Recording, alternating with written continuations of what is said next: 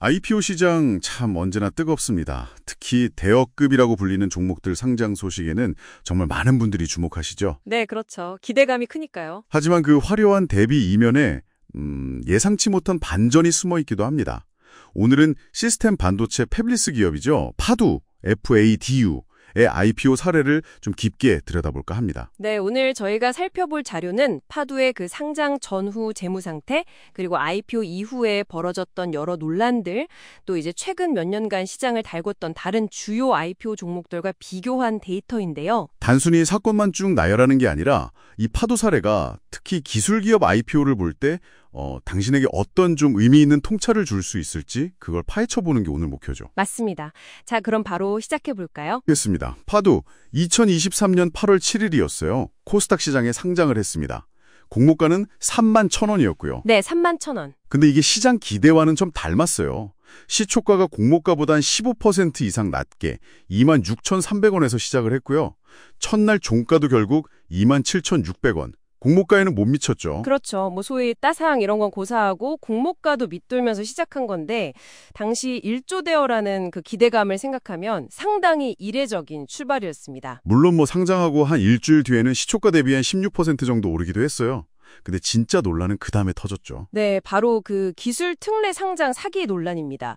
상장 직후에 실적이 정말 급격하게 나빠지면서 문제가 확 커졌는데요. 구체적으로 좀 어떤 상황이었나요? 그 실적 변화가? 네, 핵심은 이거예요.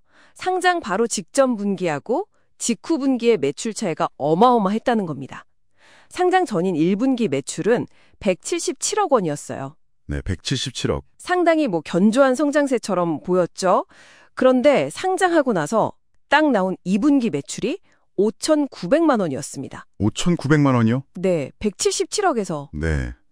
거의 뭐 매출 절벽이라고 할 만한 수준이었죠. 와, 이건 단순히 숫자가 줄었다기보다 뭐랄까 회사의 그 핵심 동력이 그냥 멈춰버렸다. 이렇게 봐도 될 정도의 충격적인 변화인데요. 맞습니다. 특히 그 전년도 성장세를 보면 더 그렇죠.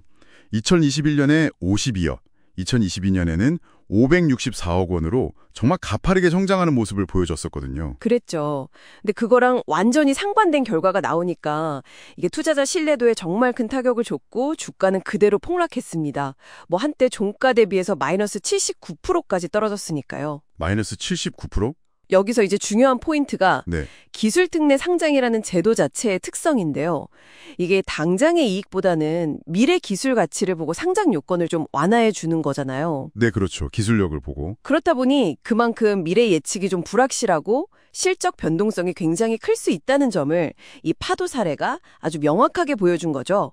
실제로 저희가 본 자료에 따르면 2022년에 기술특례로 상장한 기업이 28곳인데 그중에서 목표했던 영업이익을 달성한 곳은 단 7곳뿐이었다는 사실도 좀 시사하는 바가 큽니다. 와, 28곳 중 단 7곳이라. 파도의 경우가 이렇게 좀 이례적이었다면 다른 대여들은 어땠을까 자연스럽게 궁금해지는데요. 네, 비교해 볼 필요가 있죠. 자료를 보니까 2023년부터 2025년 사이에 상장한 시가총액 1조 원 이상 기업 10곳, 뭐 APR, HD 현대 마린솔루션, 시프트업 이런 곳들 데이터를 보니까요. 평균적으로는 분위기가 꽤 달랐어요. 어떻던가요? 시초가가 공모가보다 평균 31% 높게 시작했고요. 장중 최고가는 공모가 대비 평균 52%까지 오르는 모습을 보였더라고요. 아, 역시 대여는 다르다. 뭐 이런 건가요? 네, 미국 독수리 주식 연구소라는 곳 자료를 보니까 이런 대여 종목들을 상장일 시초가에 사서 당일 고가 근처에서 파는 전략, 이게 지난 10번 중에 9번 성공했고 평균 15% 수익률을 기록했다. 뭐 이런 분석도 있더라고요. 흥미로운 분석이네요. 이런 평균적인 흐름하고 비교하면 파도의 그 마이너스 15% 출발은 확실히 더 두드러지는 예외 사례였던 거죠. 그렇다면 이 파도 사례를 통해서 우리가 얻어야 할 핵심 교훈은 뭘까요? 뭐가 중요할까요? 네, 그게 중요하죠. 특히 기술 특례 상장처럼 미래 가치를 좀 전면에 내세우는 기업들의 경우에요. 상장 전에 제시하는 그 성장 스토리 있잖아요. 이게 과연 얼마나 지속 가능하고 또 현실적인 건지 이걸 정말 면밀히 따져봐야 한다는 점입니다. 성장 스토리의 신뢰성 검증이군요. 맞습니다. 기업이 제시하는 전망의 신뢰성 확인, 이게 무엇보다 중요합니다. 그리고 한 가지 더 좀 흥미롭게 볼 수 있는 지표가 의무보호 확약 비율이라는 건데요. 아, 의무보호 확약 비율이요.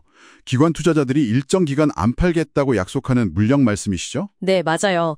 주요 주주나 기관들이 상장 후에 일정 기간 주식을 팔지 않겠다고 약속하는 물량 비율인데 이게 높을수록 장기적인 성장에 대한 믿음이 좀 강하다. 이렇게 해석해 볼 수 있거든요. 그럼 그 비율이 파도는 좀 어땠나요? 다른 대여들이랑 비교했을 때? 저희가 본 그 대여 IPO 10곳의 평균 확약 비율은 약 51% 수준이었어요.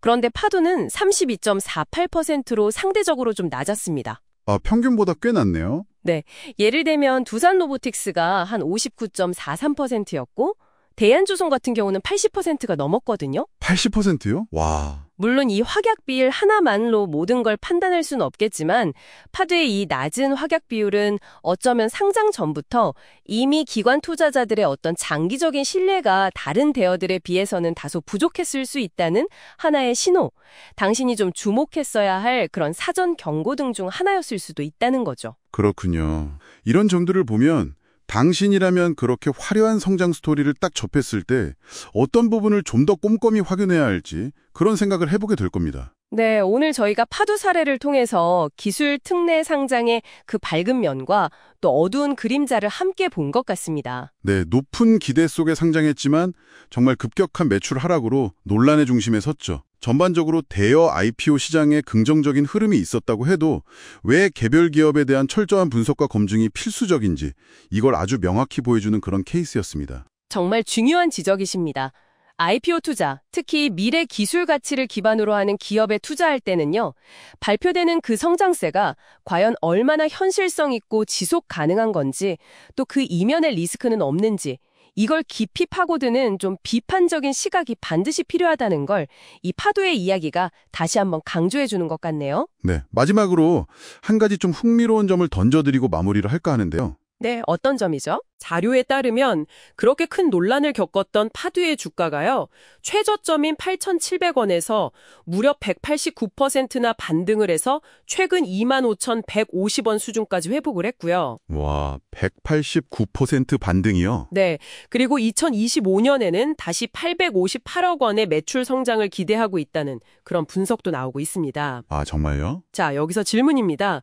과연 이 기업이 시장의 신뢰를 다시 회복하고 예상대로 턴어라운드에 성공할 수 있을까요?